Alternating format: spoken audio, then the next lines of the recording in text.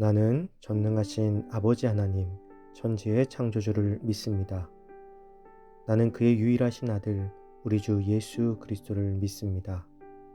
그는 성령으로 잉태되어 동정녀 마리아에게서 나시고 본디오 빌라도에게 고난을 받아 십자가에 못 박혀 죽으시고 장사된 지 사흘 만에 죽은 자 가운데서 다시 살아나셨으며 하늘에 오르시어 전능하신 아버지 하나님 우편에 앉아 계시다가 거기로부터 살아있는 자와 죽은 자를 심판하러 오십니다. 나는 성령을 믿으며 거룩한 공교회와 성도의 교제와 죄를 용서받는 것과 몸의 부활과 영생을 믿습니다. 아멘.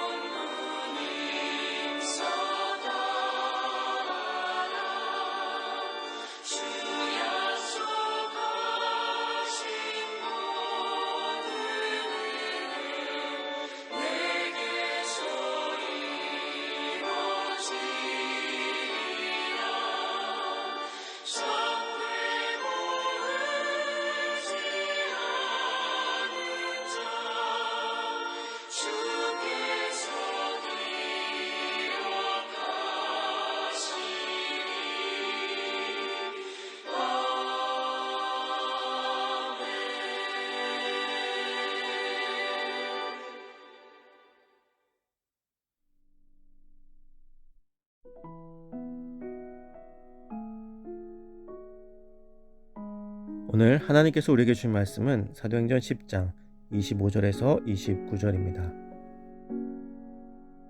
마침 베드로가 들어올 때에 고넬료가 맞아 발 앞에 엎드려 절하니 베드로가 일으켜 이르되 일어서라 나도 사람이라 하고 더불어 말하며 들어가 여러 사람이 모인 것을 보고 이르되 유대인으로서 이방인과 교제하며 가까이 하는 것이 위법인 줄은 너희도 알거니와 하나님께서 내게 지시하사 아무도 속되다 하거나 깨끗하지 않다 하지 말라 하시기로 부름을 사양하지 아니하고 왔노라.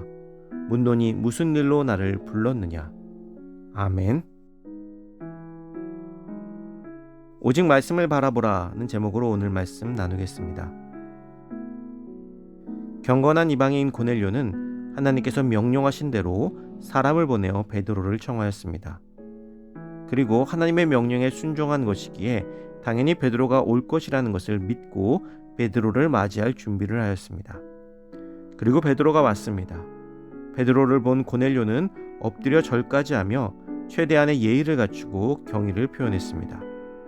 나에게 복음을 전해봐라 하는 고자세나 어디 얼마나 영적인가 이런 시험을 하는 자세가 아닌 겸손하고 경건한 자세를 보여준 것입니다.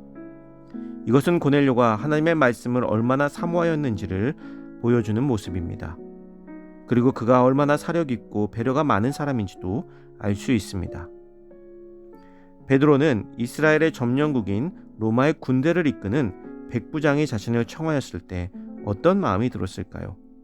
보통 사람이라면 이러한 상황에서 절대적인 권력 앞에 두려움이 앞섰을 것입니다.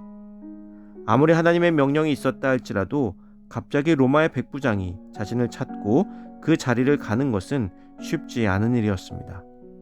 베드로의 그러한 심정을 다 헤아린 고넬료는 자신이 먼저 엎드려 베드로를 환대함으로써 베드로의 마음을 풀어주었고, 또한 자신의 집안의 사람들에게 베드로와 하나님의 말씀을 대하는 자신의 모습을 보여줌으로써 사람들이 함부로 베드로를 무시하지 않게 하는 여러 가지 뜻이 담겨 있는 행동으로 볼 수 있는 것입니다.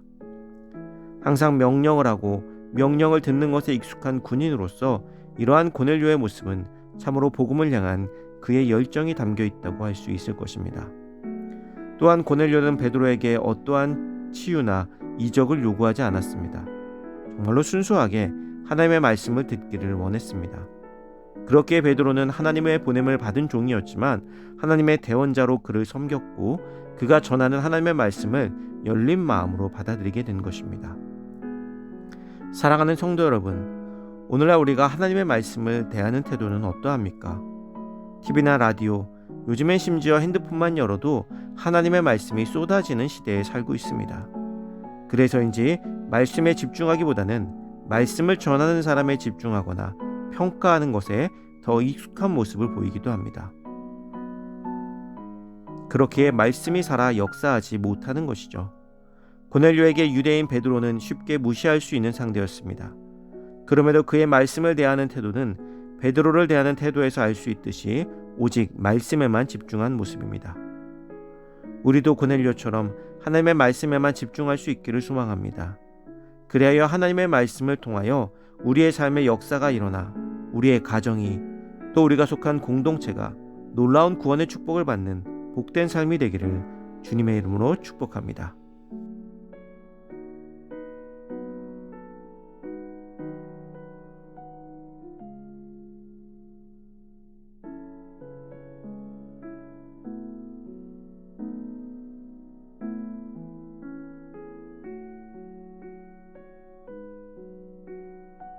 이 시간 주어진 기도 제목을 놓고 기도하고 또 각자의 기도 제목을 가지고 기도하도록 하겠습니다.